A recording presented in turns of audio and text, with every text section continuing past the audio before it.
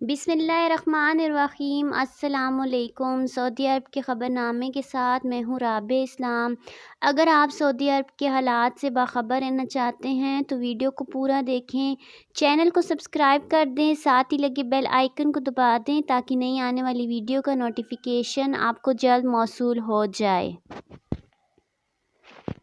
مکہ مکرمہ کے رہائشی سعودی نوجوان محمد بخش کا کہنا ہے کہ ضیوف الرحمان کی خدمت کر کے قلبی اور روحانی سکون ملتا ہے۔ مختلف ممالک سے آنے والے عمرہ زائرین کی رضاکارانہ خدمت کرنے کی وجہ سے متعدد زبانوں پر بھی عبور حاصل ہو گیا۔ آجل نیوز کے مطابق محمد بخش اردو سمیت متعدد زبانوں پر عبور رکھتے ہیں۔ وہ یونیورسٹی میں صحت عامہ کے طالب علم ہیں۔ فارغ وقت میں مختلف ممالک سے آنے والے عمرہ زائرین کی خدمت میں اپنا وقت گزارتے ہیں۔ محمد بخش نے بتایا کہ وہ اردو، انگلش، انڈونیشی اور بنگالی روانی سے بولتے ہیں، جبکہ فرانسیسی زبان کافی حد تک سیکھ چکے ہیں۔ ان کا کہنا تھا کہ مختلف زبانوں سے واقفیت کی وجہ سے کام میں کافی سہولت ہوتی ہے، خواہ وہ روزگار ہو یا رضاکارانہ کام۔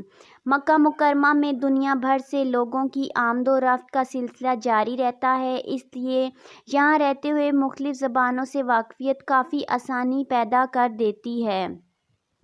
علاوہ ازیں رضاکارانہ کام بھی بہتر طریقے سے انجام دیے جا سکتے ہیں۔ واضح رہے کہ مکہ مکرمہ سے تعلق رکھنے والے محمد بخش مختلف اداروں کے ساتھ رضاکارانہ طور پر بھی خدمات انجام دیتے ہیں، جن میں ہلال احمر، الاسلام سوسائٹی برائے امداد و تلاش، اناسیتی نامی فلاحی تنظیم شامل ہے۔ وہ کافی عرصے سے مکہ مکرمہ کی معروف فلاحی تنظیموں کے ساتھ منسلک ہیں، جو حج اور عمرہ سیزن میں مختلف ممالک سے آنے والے عمرہ زائرین و عازمین حج کی خدمت کے لیے پیش رہتے ہیں۔ سعودی عرب کی جانب سے 2022 کو سعودی کافی کا سال قرار دینے کا اقدام اس کے ایکسپو 2020 دبئی کے پویلین میں ایک معلوماتی مہم کی طرح پھیل گیا۔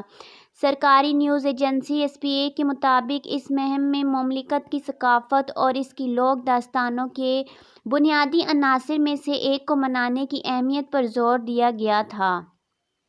ایک شارٹ فلم میں مملکت میں کافی کی مختلف اقسام، فلیورز اور ذائقوں کے ذریعے اس کی اہمیت اور حیثیت کو بیان کیا گیا، کیونکہ یہ اقسام مملکت کے مختلف علاقوں کی نمائندگی کرتی ہیں۔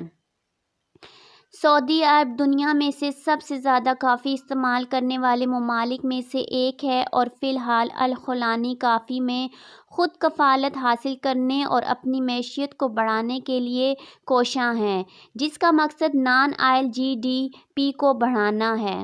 اس شارٹ فلم میں سعودی معاشرے میں کافی کی مختلف اقسام اور ذائقوں کے ساتھ اس کی اہمیت کے بارے میں مناظر پیش کیے گئے ہیں، کیونکہ ہر قسم مملکت کے متعدد خطوں کی نمائندگی کرتی ہے۔